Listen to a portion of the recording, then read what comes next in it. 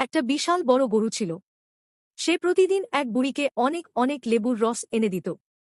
বুড়িটা সেই লেবুর রস খেত আর রোজ সেই রস দিয়ে চান করত। লেবুর রসে তার মন ভালো হয়ে যেত, শরীরও তরতাজা থাকত। গরুটি বুড়িকে খুব ভালোবাসত, তাই প্রতিদিনই নতুন করে রস এনে দিত। একদিন হঠাৎ গরুটি লেবুর বদলে তরমুজের রস এনে দিল। বুড়ি মিষ্টি মিষ্টি তরমুজের রস খেয়ে বেশ খুশি হল।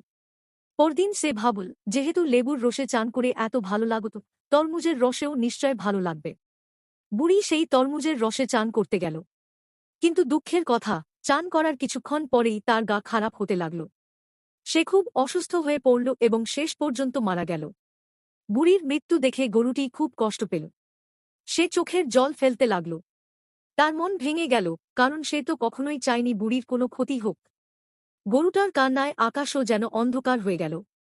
ভিডিওটি ভালো লাগলে লাইক, কমেন্ট, শেয়ার ও চ্যানেলটি সাবস্ক্রাইব করবে।